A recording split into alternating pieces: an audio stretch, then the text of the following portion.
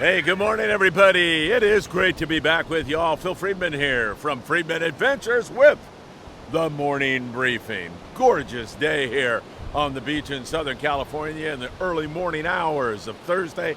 I mean, it can't get any nicer than it is right now. You can look out there and man, I see these little pools. I know there's some corvina roaming around in there. The ocean's flat, calm. There's way less wind, and that really is part of the story here this morning. We're going into a stretch of really nice weather just about everywhere we look. There'll be occasional blow-ups. I mean, that's going to be the situation all year long, it appears, where we have this wind with us. But this week really looks good, and that's only going to help the situation. A couple of things up front here, and then we're going to delve into all the fishing from Ensenada all the way up past the Channel Islands. Number one, if you have a group of kids that you want to take fishing this Sunday, send me a text and we'll make it happen for you, and it's not going to cost you anything, okay? So this Sunday, send me a text, 657-227-6459. Want to remind you all about our Malihini trip coming up next Friday, a week from this Friday. Still a few spaces left, and the offshore kelp patty situation is heating up out of San Diego. I'll delve into that with you all in a moment. You can send me a text, or you can go to our Facebook page and go to Friedman Adventures on Facebook. There's a link that you can click on and you sign up directly with the Malihini. And finally, heavy tackle. We talk about it all the time. It's the difference between a successful trip and a non-successful trip. Go with Daiwa. There's other gear you can use, and it's great. Daiwa's our sponsor. They put out quality stuff at affordable prices. We want to let you know that Daiwa will make your fishing dreams come true. All right, so much to cover with you. I mean, we've got Bluefin acting like Bluefin. We've got some very good kelp patty fishing going on. Hits on white sea bass, yellows at the islands, and then, of course, you get thrown in there in the midst of all of this, some really poor fishing. That's the way it goes. And you know that old saying, that's why they call it fishing and not catching? It's really true. You know, I talk to some guys who go on a fishing trip and they say, you know what, as long as I'm out on the water, as long as I'm, you know, having a good time, those guys never ever have a bad fishing trip. It's only when you pin your hopes on killing a mess of fish that you more than likely are going to have a miserable trip. So have a great trip. Go out and enjoy your friends and new people that you're going to meet, and being on the water and your favorite captain and cruise, and you can never go wrong if you do that. All right, Bluefin tuna, let me take you down to Ensenada. It's been spotty down that way, but they've been catching a few now, and the pongeros that are fishing out of there that I have talked to are focusing a lot now on finding that right kelp patty, because the kelps down there have been loaded up with some dorado, more of the yellowtail, and not all the yellows are really small. There's a lot of that stuff in there, but there's this 7 to 20 pound yellowtail on the kelps also, and yellowfin tuna, which have been absent here recently. I just think it's moved around somewhere else. There's plenty of warm water on the Baja coast right now, and that's what those fish prefer, so that's what they're seeking out, that and bait. So hopefully the pongeros are going to get into that, and as time moves on, this is normally a fall time kind of bite. You know, you see a lot of more yellowfin September, October, in those months, late August. We've seen it early, and it should progress and head in the right direction. Moving up to San Diego, the bluefin tuna bite out of SD right now is hit and miss. I mean, there are some real clunkers that get thrown in there. I'm talking multi-day trips with single digits on the bluefin tuna. Every time we step on the gas, it appears that somebody hits the brakes. And we don't like that. Whoever that is, we want them to stop immediately. But there have been some really good signals and signs. I just want to make you aware that there have been some clunkers in there. You look at the Pacific Queen, they're off to a nice start on their 3-day trip. They had 41 bluefin tuna. They've got more now, but almost 20 of those fish in the 90 to 180 pound class. And that's why I mentioned a moment ago the Daiwa gear. Having the right gear is essential. It's essential for two reasons. Number one, catching your fish, okay? That's why you're going. You've taken time off, you've invested money in the trip, go with the right gear. And for the bluefin, we're talking 100, 130 pound. You definitely want to be fishing that, especially at night with the jigs, okay? So make sure you have that great tackle. The other reason is the longer you're on let's say you get on a school of fish that's not biting that well and you hang a fish. So everybody's watching you. And not that it's the pressure that's really dictating this. It's the fact that you want to get that fish on board ASAP so you can move on to another school and move on to another school and find the one that is just going to go boom, hang everybody on the boat. And if you get messed up with a fish for 2 hours, 3 hours, it really hurts your chances also. So that great gear is the way to get it done. Incidentally, worth mentioning that you need to be on at least a day and a half trip to get a shot at the bluefin. Not that they're not catching fish in the daytime. There's some of that on the poppers and, of course, fly line bait with 30 to 40 pound fluorocarbon. OpsonUSA.com. Put in FA at checkout, and Greg will send you a note and a free gift. But you definitely want to have an opportunity to fish the nighttime bite. That's when a lot of this gets going. That's when it really bites well. Knife jigs, flat balls, Daiwasakanas, all working well at night on many of these trips.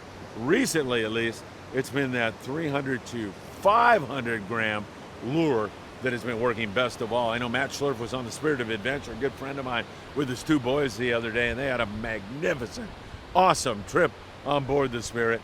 And again, he said he needed at least a 400 gram jig to keep the thing straight in front of you. Otherwise, you're getting tangled and screwed up. So make sure you are indeed doing that. Fortune limits a bluefin tuna to 150 pounds on the first of their 2-day trip. So that is some pretty darn good shooting for several of the boats. Several others, as I mentioned, had a very tough time of it.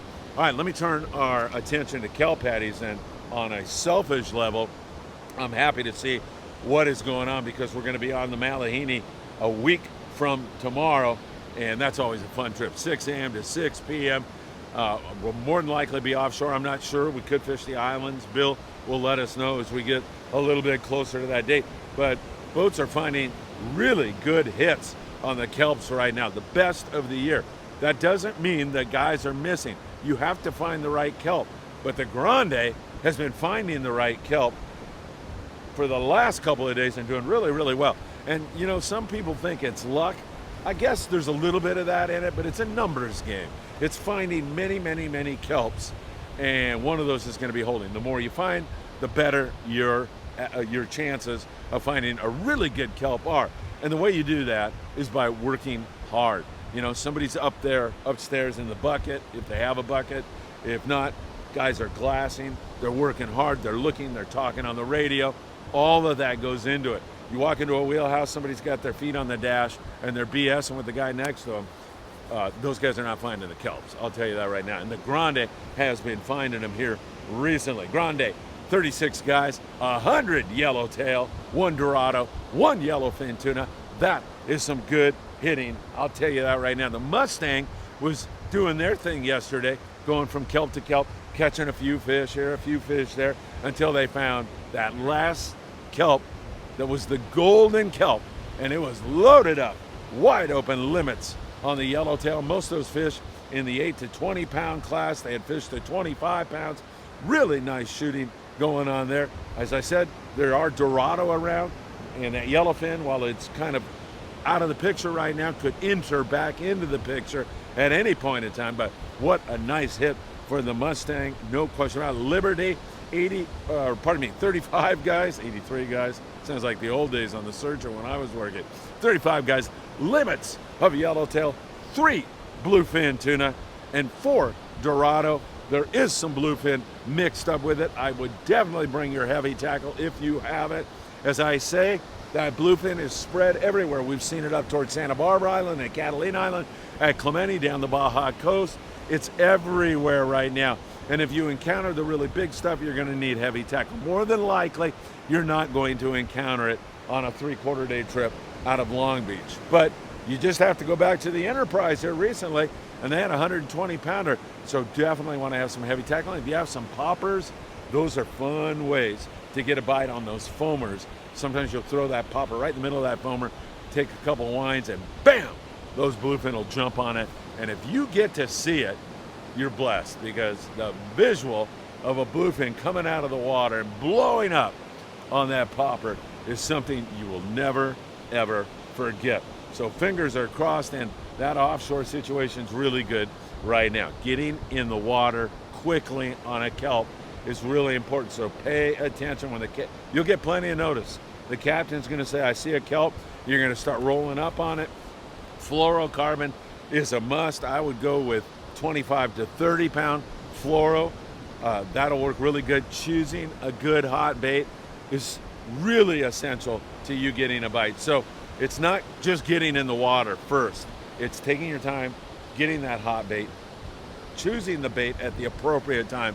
In other words, not grabbing a bait and walking up, say you're fishing up in the bow, and pinning it on and letting it sit there and going like this for a minute, because when that bait hits the water, it's going to be useless. Choosing your bait, pinning it on, getting it in the water next to that kelp ASAP is the way to go, because sometimes you're going to catch 1 or 2 or 4 or 5 fish on a kelp, so you got to be doing all those things right. When it's wide open, well, then it doesn't really matter. You can pretty much toss anything out there and you'll get a bite. And once again, throwing an iron on the lip of a kelp, not a bad idea. Nice surface iron, Tatty 45 can also help you get the job done. So I'm very enthused about this kelp patty situation. Now, I know we're mentioning albacore one more time, as my hopes are starting to fade a little bit, but I'm the eternal optimist. I still believe that there are longfin in our future, so we'll keep our fingers crossed that somebody jigs across a little jag of algae today and gets a jig strike, and we're off to the races. That cooler water still out there beyond the dumping ground, and there's actually a couple of jig boats out there goofing around. Don't have any intel on it, but Tommy Holland, who's watching all this, says there's 2 jig boats, and they've been there for a while, so he's watching it very closely. The oceanography out there is perfect for albacore. That water's cooler, and then you have this warm water along the Baja coast. And Tommy and some guys that have fished San Diego for many years like me will tell you that there are years where you have that warm water stuff down the coast and the cooler water stuff offshore. So hopefully that's what we're looking down the barrel of. All right, let's talk islands right now. Down there at Todos Santos Island, off of the beautiful city of Ensenada, more yellowtail, good barracuda. There's some bonita down there, nice mix of fish. Up at the Coronado Islands, boy, I'll tell you what, my buddy, Scott Bucher. You know Scott, some people call him Scotty. He's just a great kid. He decks on board the Ranger 85. So if you go on the 85, make sure you look for Scott and tell him hello for me. We've been friends for many, many years. He's a great kid. Yesterday he was on the Vendetta 2 out of H&M Landing in San Diego. Ray Summers runs that boat. And man, they had some fun fishing going on, no question about it. They ended up with 21 yellowtail, 30 calico bass, and are you kidding me? 85 triggerfish. That a wide open bite on the triggerfish. How crazy is that? And of course, Scott provided many of these photos, all of these photos, I should say. It sounded like a lot of fun. And if any of you have ever fished down in Baja, California, where triggerfish are available, you more than likely had triggerfish ceviche, and there is nothing better than that. It is so delicious. So nice trip there on the Vendetta 2 out of H&M. You can check them out and dial up their reservation sheet and jump on board with Ray. A lot of fun and really some decent fishing. Over on the San Diego, another nice day at the islands. 27 guys, 45 barracuda, 43 yellowtail, 70 calico bass. They've been doing their thing, and the islands have been real steady here lately. The Coronado Islands providing some really excellent fishing on bass, barracuda, good hits on yellows. Most of the yellows at the islands are those nicer grade fish. There's a lot of that 18 to 22 pound class fish, some bigger, some smaller. So really some nice fishing. A lot of fly line bait fish being taken right now. So again, get that fluorocarbon. Make sure you're choosing a good hot bait. If you have any questions at all on either one of the 2 boats that I just mentioned or any of those San Diego based boats, customer service is at a real high level for the most part. They're eager to teach you. They're eager to help you. Ask. Walk on the boat if you don't know what you're doing and say, hey, you know, I've never done this before. Can you help me out? And you're going to find a deckhand at your side helping you out and helping you to catch your first yellowtail or your first sea bass or whatever it might be. All right, our island's up here in this neck of the woods. So that's going to include Catalina, Clemente, Nicholas. They're all available now. I mean, the weather is going to present some really great opportunities, so you can look forward to some much better fishing this coming week. Not that it's been bad. Remember the other day on the Freedom, they had that score of 22 white sea bass. That is some pretty darn good fishing. And Elsa Flores was on board that trip a few days ago and just railed them with 2 nice white sea bass and 1 yellowtail. Elsa graces our cover today. I want to say to her and all the other lady anglers, hey, go easy on me, okay? It's embarrassing when you outfish me on every single trip. Got to take my hat off to Elsa and everybody else. And of course, Jolene Thompson will be on our live show Tuesday night. That's going to be a lot of fun to have her on board talking about lady anglers and all the great catches she's made and the colorful history and sport fishing that she's been a part of, and anglers like Elsa and so many others. Can't wait to talk more about that. All right, Thunderbird yesterday, 20 on the yellowtail, 12 to 30 pound fish. Had a half a hump on the bonita, like 50 bonita, a few calico bass to go along with it. Nothing wrong with that. That is some good shooting. I remember a day not that long ago where you had a score of 20 yellowtail and everybody would be flooding down to jump on board with you. But those times have changed right now. We've had such great fishing. I believe a lot of people are spoiled, and also you throw the economy in this mix and people are watching their sport fishing dollar more carefully and waiting for some great opportunities. But take it from me, that is a great opportunity on a great boat. Thunderbird does a great job. Jeff is one heck of a captain, funny guy and capable fisherman, so that all sounds good to me. And once again, getting tough, choosing hot baits, fluorocarbon. He's got the kind of crew on board where you ask a question, you're gonna have a teacher at your side, so that is all really, really good stuff.